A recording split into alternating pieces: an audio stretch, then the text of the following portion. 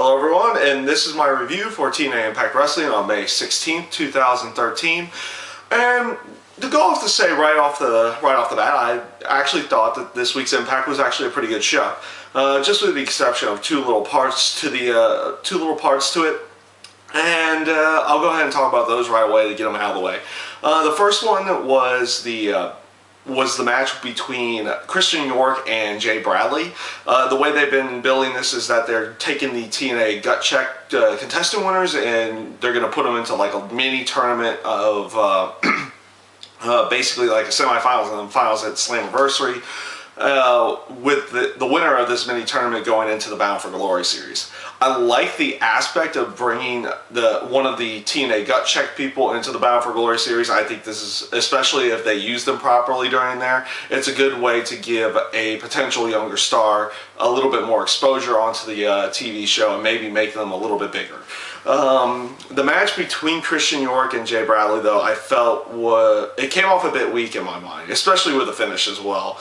I'm kind of glad that they did not choose Christian York to go on with into the Bound for Glory series. I thought his matches, you know, outside of the couple that he had with Jeff Hardy and Bobby Roode back in the day, most of his matches have kind of been okay at best. Some of them not really all that good to begin with.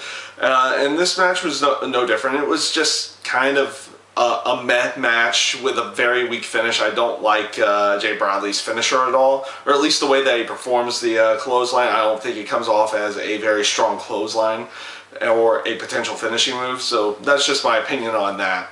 So we'll see where they go. We'll see where they go with it. Hopefully, next week's match to determine the other person to go to Slammiversary will be a lot better, and then of course the Slammiversary match hopefully will be a really good one as well.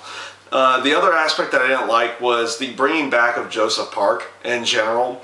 If you've watched any of the reviews in the past, I felt like this character has kind of run its course, and so I was really glad that they brought back Abyss last week. In that aspect, and I was kind of hoping that would just get rid of the Joseph Park character in general. And in all honesty, I guess they decided to have the guy who plays Abyss to play a double role here.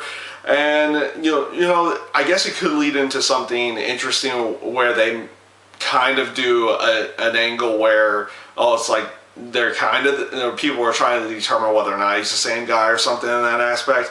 But in all honesty, I've not been a big fan of the Joseph Park character recently. I kind of was just hoping it would end with the return of Abyss, but we'll see where they go with it here.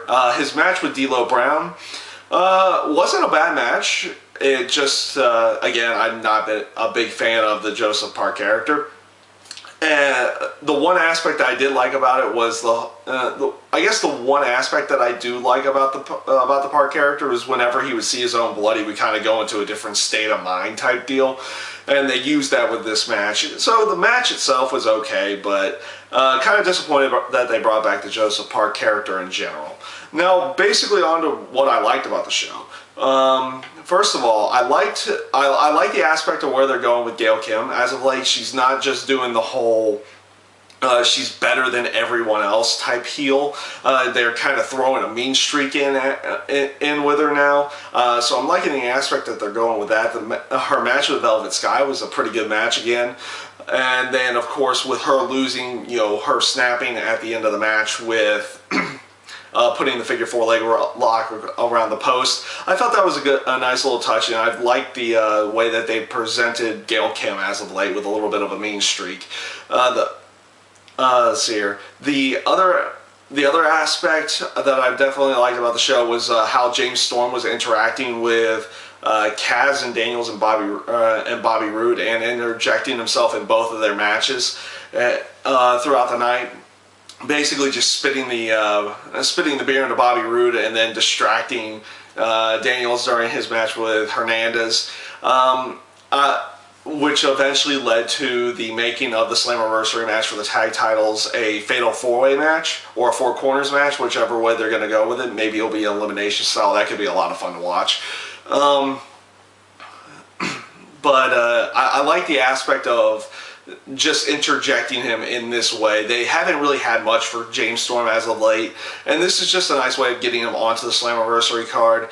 It'll be interesting to see who they actually decide will be his tag team partner for the match. Will it just be some ho-hum guy, or will it be some guy from the past that they bring back in there to be his partner for the night? So we'll see where they go with that as well.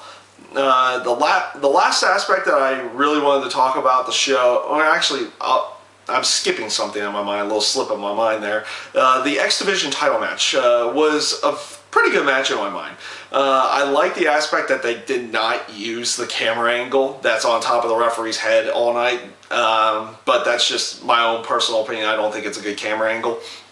But the match itself it started out a little slow as a triple threat match, but it picked up towards the end. I felt like they did a good mix of, trying to be technical in their match, and then being a little bit more high flying at the end of the match.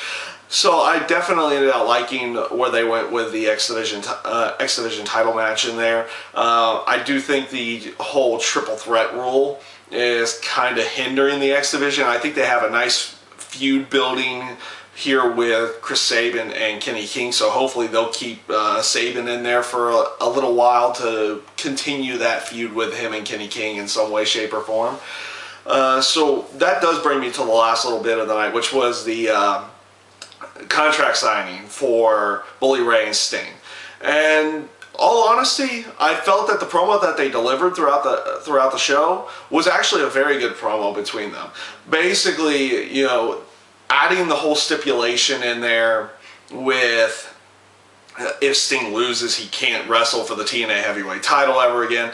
I like that aspect just because it gives the feud a little bit more meaning. Making it a no-holds-bar match just means they can do basically whatever they want in the match. So just the promo in general leading to that, I felt they did a really good job. Of course, Bully Ray doing his thing on the mic, he's been really good. I liked how Sting was kind of almost in that Joker or psychotic mode that he was in a few years ago within TNA, where he was telling him, you should break my arm, you should break my leg type deal. That was a nice little added touch in there as well. So I felt that this week's Impact was a pretty good one. There was just a couple of areas that I did not feel was all that great, but overall, pretty good show this week. And that's my review for TNA Impact Wrestling this week. I thank you guys for watching, and I hope you enjoyed.